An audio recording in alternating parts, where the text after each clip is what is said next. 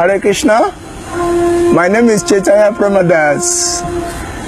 I'm from Nigeria, West Africa. Okay. 30 years ago, when I was at the age of 22, a friend brought Srila Prabhupada's books. We were school friends, we were schoolmates, and we used to do everything together. So we were also searching for the truth.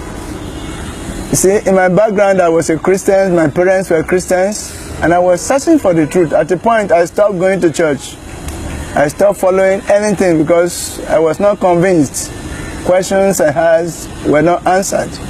So when my friend brought Srila Prabhupada's books, we studied it together, and I saw that the same questions I asked to Christian pastors were all answered very convincingly, so that I realized that this is the truth.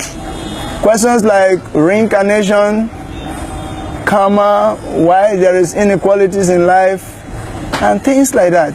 And Srila Prabhupada answered all these questions very, very clinically in his books.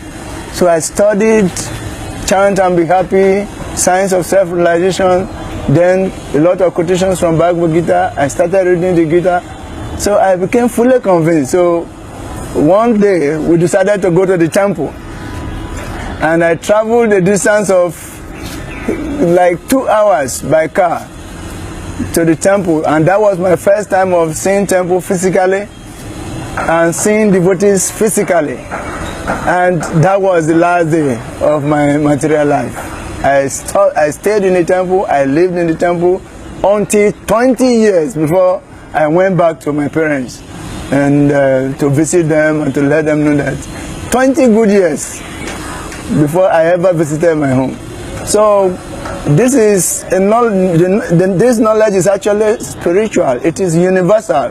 It is the knowledge of the soul and the soul's relationship with the Supreme. It is a non-sectarian, philosophy. The knowledge is not for a particular set of people. It is knowledge of the soul and its relationship with God. So this is universal knowledge, and we come to know of it as Sonatan Dharma. Sonatan Dharma is the Dharma of the soul, and that Dharma of the soul is service to God. On that platform, there is only one God, one religion which is service to God, and one mantra which is the Maha Mantra, the chanting of the holy names of God. And there is only one language, the language of the heart, and that is the language of love. In Krishna consciousness, I come to realize that this is being practiced. There is love in action, and naturally I got drawn into it, and I couldn't go back, because going back is like, somebody who has vomited and going back to eat his vomit. Because material life compared to this Krishna consciousness life is like heaven and hell difference. You see,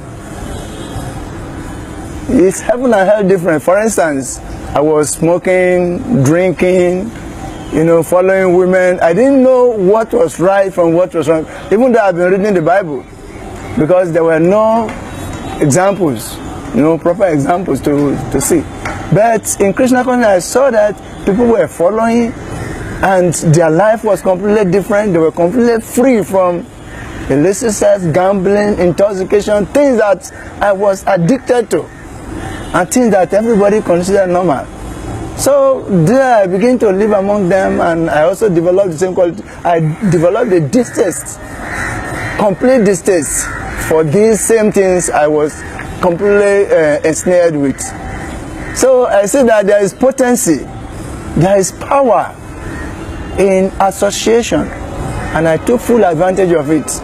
And I also got cleansed, and I became a devotee. And I realized now that actually I'm a soul, and as a soul, my only duty is to serve God. You see, service to God is the only dharma of the soul, and doing that is like pouring water to the root of a plant. And when you water the root, automatically the leaves and the branches are nourished. Or like giving food to the stomach. When you do that, the whole bodily limbs are nourished.